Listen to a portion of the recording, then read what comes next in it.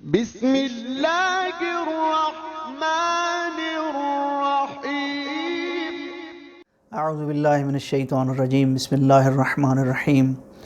محترم ناظرین، السلام علیکم ورحمۃ اللہ وبرکاتہ۔ ریزہ نجف عراق کے خصوصی سیگمنٹ کاروان شہادت میں سرزمین ولایت سرزمین نجف اشرف سے حاضر خدمت ہوں۔ کاروان شہادت میں آج جس شہید کا تذکرہ ہے ان کا نام زہیر بن قین بجلی ہے۔ آپ کوفہ کے بہادر اور شریف النفس انسان تھے۔ مختلف جنگوں اور فتوحات میں حصہ لینے کی وجہ سے خاص سماجی حیثیت کے مالک تھے۔ آپ کی شخصیت کے مطالعے سے پتہ چلتا ہے کہ آپ کبیر السن تھے۔ آپ 60 ہجری سے پہلے عثمانی تھے۔ امیر المومنین کے خلاف ایک جنگ میں یعنی جنگ صفین میں بھی حصہ لے چکے تھے، لیکن 60 ہجری میں آپ کاروان حسینی میں شامل ہو گئے۔ واقعہ کچھ یوں ہے کہ 60 ہجری میں آپ نے اپنی زوجہ اور چند رفقا کے ساتھ حج کیا۔ حج سے جب واپس آ رہے تھے یعنی حجاز سے کوفہ کے سفر میں، تو واپسی پہ کئی مقام پہ ایسا ہوتا تھا کہ آپ کا کارواں امام حسین علیہ السلام کے کارواں کے قریب ہوتا تھا۔ زہیر جب حجاز سے 60 ہجری میں حج کر کے واپس کوفہ کی طرف آ رہے تھے تو ان کے ساتھ ان کے رفقا، ان کی زوجہ اور ان کے دیگر عزیز و اقارب بھی موجود تھے۔ کئی مقام پہ ایسا ہوا کہ زہیر ابن قین کا قافلہ امام حسین علیہ السلام کے قافلے کے ساتھ ملا۔ حضرت زہیر کے قافلے میں ایک شخص ہیں، وہ روایت کرتے ہیں کہ جب بھی ہمارا قافلہ امام حسین علیہ السلام کے قافلے کے ساتھ ملتا تھا تو زہیر ہمیں ان خیام سے دور خیام لگانے کا حکم دیتے، یا جہاں پہ امام حسین علیہ السلام کے خیام نصب ہوتے زہیر ہمیں وہاں سے کوچ کا حکم دیتے، اور جب قافلہ حسینی چل رہا ہوتا تو زہیر ہمیں وہاں پڑاؤ کا حکم دے دیتے۔ یعنی زہیر نہیں چاہتے تھے کہ امام عالی مقام سے ملاقات کریں۔ شاید وہ مقصد امام حسین علیہ السلام سے آگاہ تھے، وہ جانتے تھے کہ میں امام عالی مقام سے جب بھی ملاقات کروں گا تو امام مجھے کربلا میں اور انصار میں شمولیت کی دعوت دیں گے۔ تو زہیر کتراتے رہے پورا راستہ، لیکن ایک مقام ایسا آیا کوفہ کے قریب، اس مقام کو مقام زرود کہا جاتا ہے، کہ جہاں پہ کوئی چارہ نہ تھا زہیر ابن قین کے پاس کہ وہ اس مقام پہ پڑاؤ ڈالیں جہاں پہ امام عالی مقام نے اپنے خیام کو نصب کیا ہوا ہے۔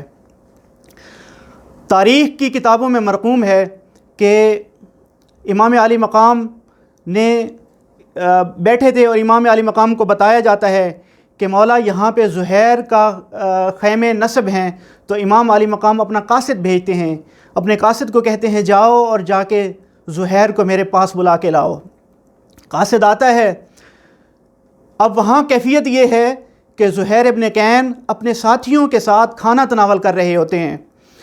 جب قاصد امام کا آتا ہے اور آ کے کہتا ہے کہ زہیر تمہیں فرزند رسول بلا رہے ہیں، تو صورتحال یہ ہوتی ہے کہ روایات بتاتی ہیں کہ زہیر اور ان کے ساتھیوں کے ہاتھ میں جیسے لقمے تھے وہ لقمے وہیں کے وہیں رہ گئے، اور ان کی کیفیت یہ تھی گویا کہ ان کے سروں پہ پرندے بیٹھے ہوں۔ تو زہیر نہیں چاہ رہے تھے امام کے ساتھ ملاقات کرنا۔ کسی نے پوچھا زہیر اب کیا ارادہ ہے؟ آپ آیا امام عالی مقام سے ملاقات کے لیے جائیں گے؟ آیا فرزند رسول کی ملاقات کے لیے جائیں گے؟ تو زہیر خاموش ہو گئے، اور یہ خاموشی یہ پتہ دے رہی تھی کہ زہیر امام سے ملاقات نہیں کرنا چاہتے۔ کہ زہیر کی زوجہ ہیں جن کا نام دلہن بنت عمر مرقوم ہے کتابوں میں، وہ کہتی ہے زہیر کیا ہو گیا ہے تمہیں؟ کیوں نہیں جانا چاہتے؟ کیا فرزند رسول تمہیں بلا رہے ہیں اور تم نہیں جانے؟ صرف بات ہی تو سننی ہے ان کی، جا کے ان کی بات سن کے آ جاؤ، نہ شامل ہونا ان کے کارواں میں، فقط گفتگو ہی تو سننی ہے۔ فرزند زہرا کی بات سننے میں کیا حرج ہے؟ تو زہیر اپنی زوجہ کا کہنا مان کے وہاں سے نکلتے ہیں، لیکن بوجھل قدموں کے ساتھ جاتے ہیں، نہ چاہتے ہوئے جاتے ہیں۔ لیکن صورتحال یہ ہے کہ جب زہیر بوجھل قدموں کے ساتھ اور نہ چاہتے ہوئے امام کی ملاقات کے لیے گئے، کچھ ہی لمحوں بعد جب واپس پلٹے تو خوشی کے قدم تھے اور بہت ہی مسرور تھے۔ اللہ جانے امام عالی مقام اور زہیر کے درمیان تنہائی کی اس ملاقات نے کون سا انقلاب برپا کر دیا۔ وہ زہیر جو پورا راستہ امام کے ساتھ ملاقات سے کترا رہے تھے، وہ زہیر شوق شہادت میں مغلوب ہو کے آئے ہیں۔ وہ زہیر جب واپس پلٹے ہیں تو اس زہیر کی کیفیت ہی کچھ اور ہے۔ وہ زہیر ابن قین آتا ہے اپنی زوجہ کو کہتا ہے کہ میری طرف سے تم آزاد ہو، میں نہیں چاہتا میری وجہ سے کسی مصیبت اور کسی مشکل کا شکار ہو، اپنے اہل کے ساتھ وہاں پہ ان کے ساتھ ملحق ہو جاؤ اور ان کے ساتھ چلی جاؤ۔ اور زہیر اپنے ساتھیوں کو کہتا ہے کہ اے میرے ساتھیوں، میرے ساتھ اگر آنا چاہتے ہو تو آ جاؤ، ورنہ روز قیامت ملاقات ہوگی۔ بہت خوش ہیں زہیر ابن قین۔ تو کسی نے پوچھا زہیر اتنے خوش ہو؟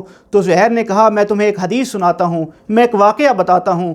کہا کہ غزوہ بلنجر میں جب ہم نے وہ غزوہ فتح یاب ہم نے کیا اور اس سے ہم فتح یاب ہوئے غزوہ بلنجر سے فتح یاب ہونے کے بعد کہا میں بہت خوش تھا، مال غنیمت ہاتھ آیا تھا اور فتح یاب بھی ہوئے تھے۔ میں بہت خوش تھا کہ سلیمان فارسی یا بعض روایات کے مطابق سلیمان باہلی نے میرے قریب آ کے کہا زہیر بہت خوش لگ رہے ہو۔ میں نے کہا ہاں حضرت میں بہت خوش ہوں۔ کہا کیوں نہ خوش ہوں؟ کیونکہ ہم اس غزوے سے فتح یاب ہوئے ہیں اور ڈھیر سارا مال غنیمت ہاتھ آیا ہے۔ تو اس سلیمان نے کہا کہ زہیر جب عصر عاشور شہدائے کربلا کے ساتھ انصار حسین کے ساتھ ملاقات کرنا تو اس سے زیادہ خوشی کا اظہار کرنا۔ تو زہیر نے یہ سنا، زہیر کہتے ہیں کہ آج مجھے وہ روایت یاد آ گئی، میں اس وجہ سے خوش ہوں، اور یقین جانو اس خوشی سے، اس غزوہ کی فتح یابی سے زیادہ خوشی اب میں محسوس کر رہا ہوں۔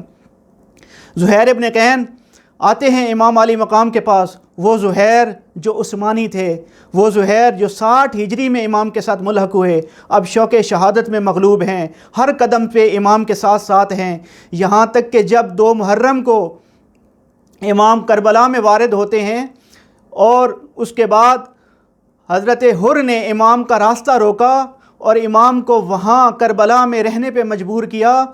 جب حر نے امام حسین السلام کے قافلے کو روکا اور آپ کے قافلے کو وہاں محصور کیا تو حضرت زہیر ابن قین امام علی مقام کے پاس جاتے ہیں اور امام کو کہتے ہیں یا مولا ابھی یہ لوگ بہت کم ہیں، کیوں نہ ہم ان کے ساتھ جنگ کریں اور ان کے اوپر فتح یاب ہوں، بعد میں جو لشکر آئے گا وہ بہت زیادہ ہوگا، مولا ان کے ساتھ جنگ کرنا قدرے آسان ہے۔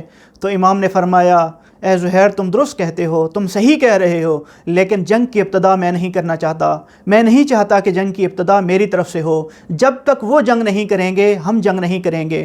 زہیر شوق شہادت میں مغلوب ہیں، یہاں تک کہ روایات میں ملتا ہے کہ جب شب عاشور امام علی مقام نے چراغ گل کیے اور کہا کہ جو جانا چاہے چلا جائے، میں اپنی بیعت ان کی گردن سے اٹھا رہا ہوں، جو بھی جانا چاہتا ہے چلا جائے۔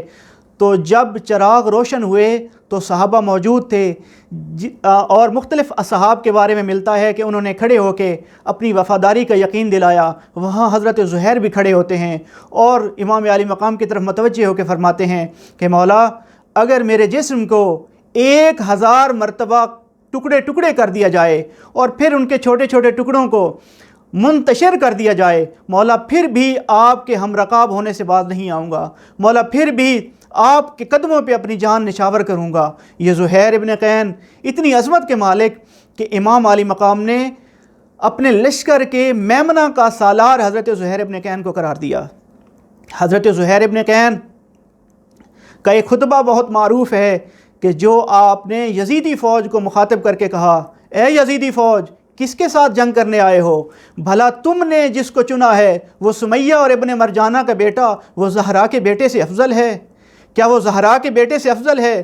جواب دیا نہیں، ہرگز افضل نہیں ہے۔ کسی نے کہا کہ اے زہیر ہمارے ساتھ آ جاؤ، تو زہیر نے پلٹ کے کہا کہ واللہ تمہارے ساتھ جینے سے حسین کے ساتھ مرنے کو میں ترجیح دوں گا، مجھے یہ زیادہ پسند ہے کہ میں حسین کے ساتھ جام شہادت نوش فرما جاؤں، چہ جائے کہ میں تمہارے ساتھ زندگی گزاروں۔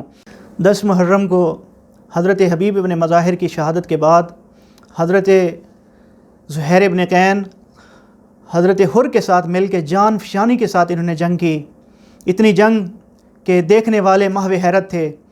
حضرت حر کی شہادت ہو جاتی ہے، زہیر واپس آتے ہیں، اتنے میں نماز کا وقت ہو جاتا ہے، امام علی مقام نے نماز خوف ادا کی، حضرت زہیر نے امام کا دفاع کیا۔